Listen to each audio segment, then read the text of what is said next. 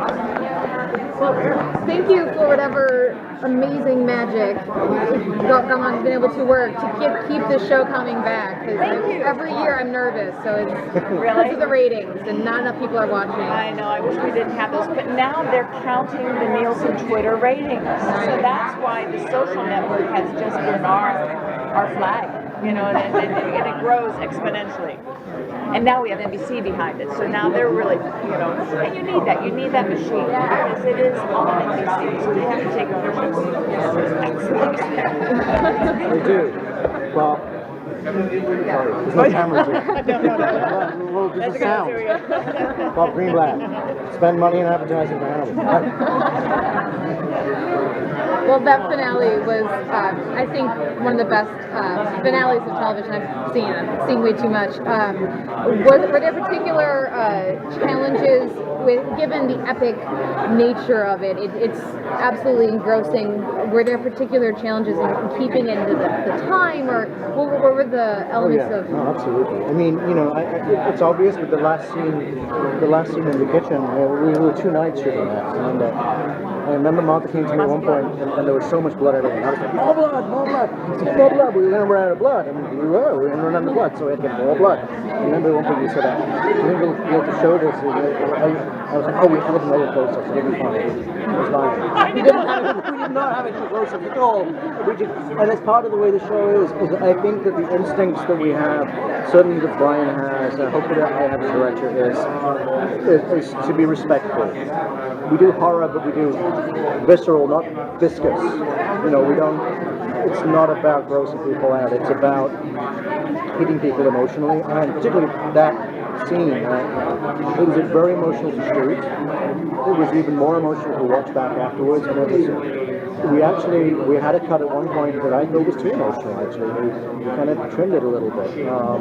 It was cathartic. It was, and a testament to our actors too. From doing that scene. I said it on the panel. The close-ups of Hugh when he's on the floor and he's been cut. You couldn't couldn't put him on the floor. Shoot those. Mavs and Hugh went into the embrace. They did all of the dialogue so that they were in exactly the right emotional place. By the time, and the camera was waiting for them off screen to go through all of that, and then they would fall, and then we would begin this shot we were doing. And it was hard. I'm kind of methody director. I do kind of get really tense on set and like box, and there was something very rewarding on that last day as well. There were two little performance notes that Matt and I discussed that I thought came across beautifully, and one was his delivery of interaction to Carolina's character, Alana Bloom. Where is he? Where is he? And we knew that this is going to destroy their relationship. It's kind of done now. So do what you can with it. Have it. Enjoy that moment, because there's no other way it can be done. And he whispered it so beautifully. And the other one to me was, just talking with Mads about Hannibal never really shows his emotion. It's not part of his character. But this guy hurt him so much that there's a couple of moments in that scene as well where he's very honest with his emotions, and I was really proud of that. It was really cathartic. I still get a little lump in my throat. So what does the network think about you giving away so much stuff before every season? Because Brian's always telling us, well, in this episode this is going to happen, and then there's this. It always changes. And here's the thing, when it doesn't change, the way it ends up coming out, because Brian told me the entire arc. Hey, I know it's going to be so much more than that, and I'm happy knowing, because it always is much more. And you want to see the way the crafted suspense and the thrill and the psychological drama is unfolded, and you want to see our actors do it. Yeah. So you may know it may be in Italy, or you may know this will happen, but you want to live it. You want to live it with them, because they bring that to But if you look at different shows like Game of Thrones or something like this, you have interviews and they don't give away anything. They can't even answer any questions. Right. So, but it is, it goes through a filter. It goes, there's okay, well, Hannibal's going to do this. Look, Mads Mikkelsen is playing Hannibal, which means that it's going to be unpredictable. Yeah. Or, Michael Pitt playing Mason Virgin. just blew everybody away, you know, with what he was doing. And so, you know, I mean, that you Plus, know, we're going back to the literature, so you know, obviously, and you know what happens. You know what we're going to go into. So obviously, certain things have to happen, certain set pieces have to be. And what gets us excited so much is making our way into Red Dragon and telling the tale that I've not made not once, not twice, but this will be the third time. But it will be, it'll be just that great. What do you call it? A mashup, DJ? mashup. Yeah, well, mashup is good. Yeah. And then telling in his way the story of the pitiful character of Francis Dollarhide, who wanted to save some of his humanity that really was trying to not become. Yeah, Francis Dollarhide's was never really explored fully in the book, in the films. I mean, in the books, there's huge areas of Dollarhide to be explored, as there was with Will Graham. I mean, Will Graham, has been I think was always cast as an archetypal hero to some degree with flaws, but to have 10 hours rather than 2 hours, it's been great just to pull that. So there you go. Yeah. So what's your version of Francis Dollarhide? Is more like a cold-blooded killer like Tom Noonan, or more like a sympathetic character like Ray Fiennes? I think somebody even so, I would say more sympathetic as well. Because again, he really wants to fight it and spend time with that.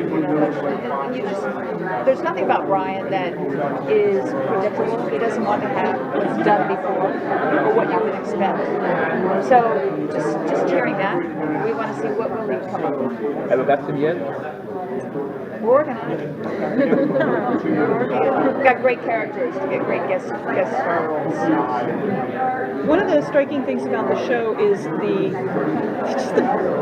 beautiful aesthetic quality of the gore. And how do you deal with that challenge over and over and over to show something that is so terrible and horrific and make it so gorgeous you almost forget what you're looking at? I think what I would say is that Brian has a very operatic sensibility. So when he describes and writes on the page something, we see the opera of it and the performance of it. And my job is to, as a director, when it's my episode, is to ground that and contain somehow and keep everything about the flavor of Brian's huge operatic strokes, but make it something that you believe. Because we don't deal with the supernatural. We deal with the psyche. We deal with the real world, and it all has to stand on the world. So, Having said that, in the writer's room, they spend hours just discussing purple cases. So they'll throw all these, what could it be? Give me scenes, give me tableaus, and then deconstruct from there how those tableaus or the case of the week kind of, will have a symmetry with what's going on with Will and Hannibal. So then the themes are always, and that's also the elegance that also comes in the tableaus. As a director, are you thinking about filming 4K?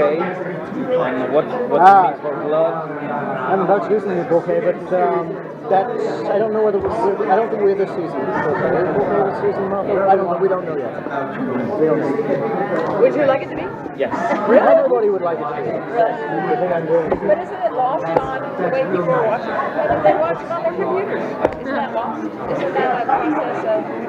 We should always have more film on television. I know. It was lost on that. But then you have pop. There's something really... I always think you have to keep the standards going. I'm sorry, we're taking the conversation somewhere else, but thank you for being so generous. Thank you. Bye-bye. Thank you. Bye.